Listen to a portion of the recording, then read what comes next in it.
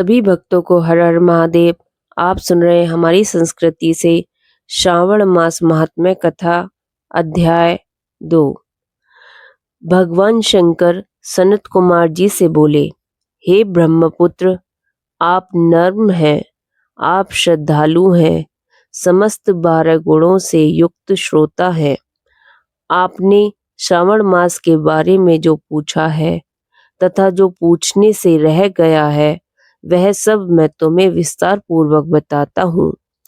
आपके पिता ब्रह्मा बहुत उदंड थे, इसलिए उन्हें अपना 5वां सिर गंवाना पड़ा। वे मत्सरता को छोड़ मेरी शरण में आए। मैं जो कुछ बताने जा रहा हूँ उसे एकाग्रचित होकर सुनो। श्रावण मास में नियमों का पालन कर व्रत रखकर सायंकाल को 4 बजे भोजन करना चाहिए। 1 मास तक रुद्राभिषेक करना चाहिए। अपनी प्रिय किसी एक वस्तु का त्याग करें। पुष्प, फल, धान्य, तुलसी की मंजरी युक्त पत्ती और बेल पत्रों से मेरी लक्ष्य पूजा करें। कोटि लिंग पूजन करें। ब्राह्मणों को प्रेम पूर्वक भोजन कराएं। नियम का पालन करें। मुझे पंचामृत से अभिषेक अति प्रिय है, अतः उसे भी करें। इस मास में किया जाने वाला कृत्य अनंत फल देने वाला है। इस मास में भूमि पर शयन करना चाहिए। ब्रह्मचर्य का पालन करना चाहिए। सत्य बोलना चाहिए।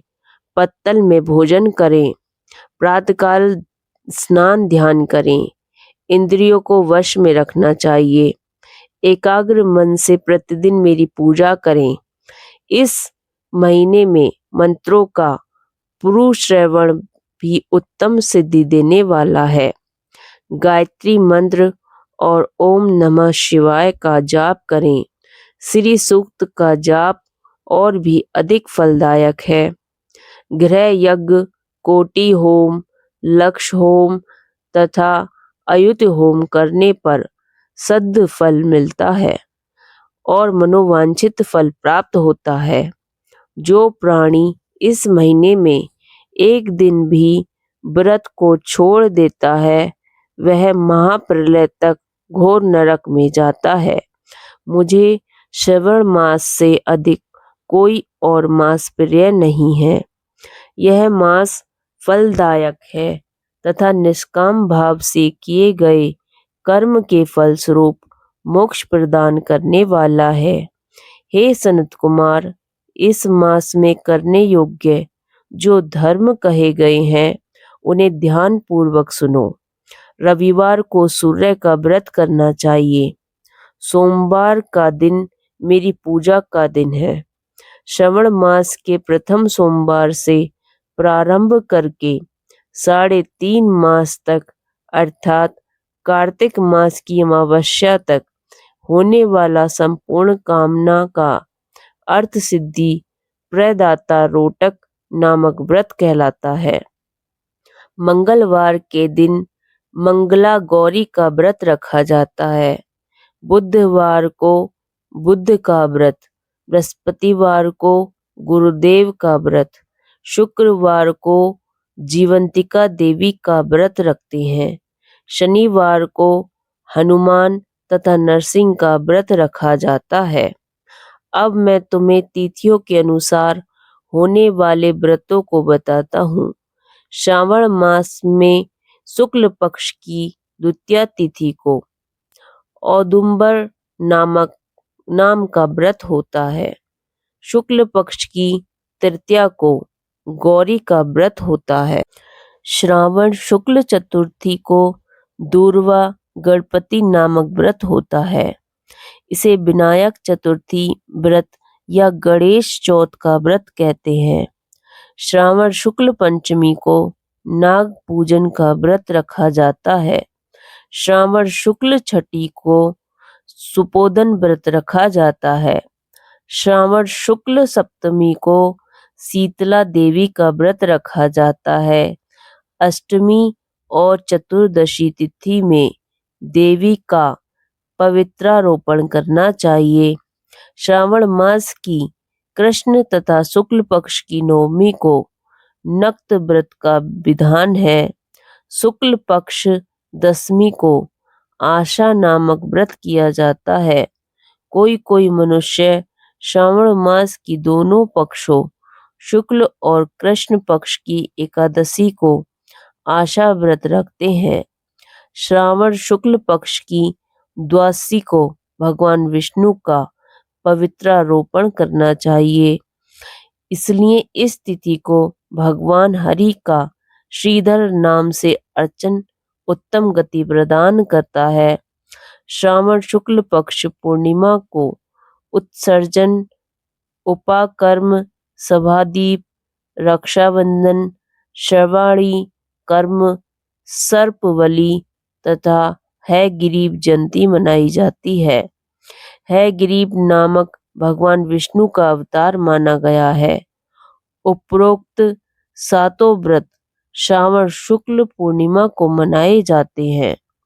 श्रावण कृष्ण चतुर्थी को संकट चतुर्थी, जिसे आम भाषा में संकट चौथ कहते हैं, तथा कृष्ण पक्ष की पंचमी को मान बकलापादी व्रत रखा जाता है। श्रावण कृष्ण अष्टमी को भगवान श्री विष्णु ने श्री कृष्ण नाम से 16 कलाओं से युक्त अवतार लिया था। उस दिन व्रत तथा महोत्सव मनाया जाता है। श्रावण मास की अमावस्या के पिठौरा व्रत का विधान है। इस दिन कुशोत्पादन करें और वृषभों का पूजन करें।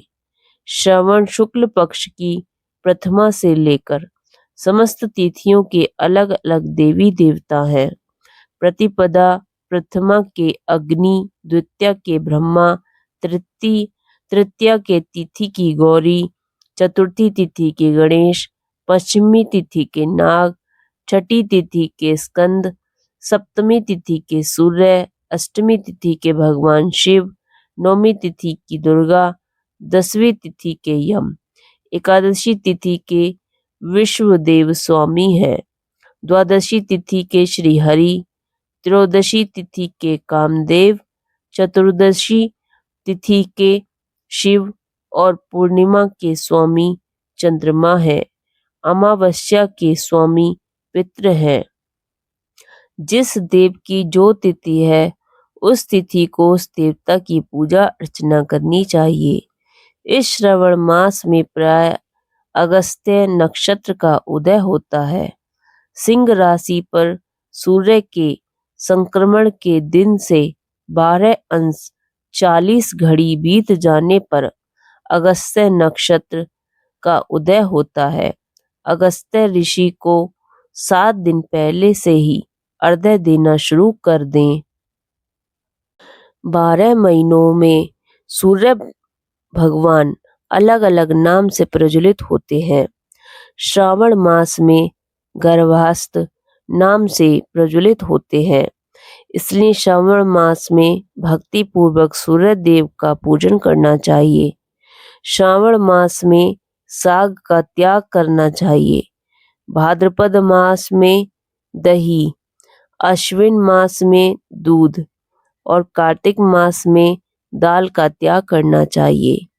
यदि कोई भक्त यह संपूर्ण विधान करने में असमर्थ हो तो उसे सभी मनोवांछित फलों की प्राप्ति होती है। हे मुनि श्रेष्ठ, इस श्रावण मास में मनाए जाने वाले व्रत और धर्मों का सविस्तार रूप से वर्णन करना कई सौ वर्षों से भी पूरा नहीं हो सकता। भक्त जन मेरे या श्री हरि के प्रीत्यर्थ संपूर्ण व्रत करें। मेरे और श्री हरि में कोई भेद नहीं है। मेरे भक्त श्री हरि को प्रिय हैं और श्री हरि के भक्त मुझे प्रिय हैं। जो प्राणी इसमें भेदभाव की कल्पना करते हैं या करेंगे वे नरकगामी होंगे। हे सनत कुमार, आप श्रावण मास में धर्म पालन करें। इस प्रकार श्री स्कंद पुराण के अंतर्गत ईश्वर सनत कुमार संवाद में श्रवण मास महात्म्य में श्रवण मास का धर्म पालन नामक दूसरा अध्याय पूर्ण हुआ। बोलिए हर हर महादेव, पार्वती पते हर हर महादेव। यदि आपको श्रवण मास महात्म्य की कथा आगे सुननी है तो आप अपने इस चैनल को सब्सक्राइब अवश्य करें। सभी को जय श्री हरि, हर हर महादेव।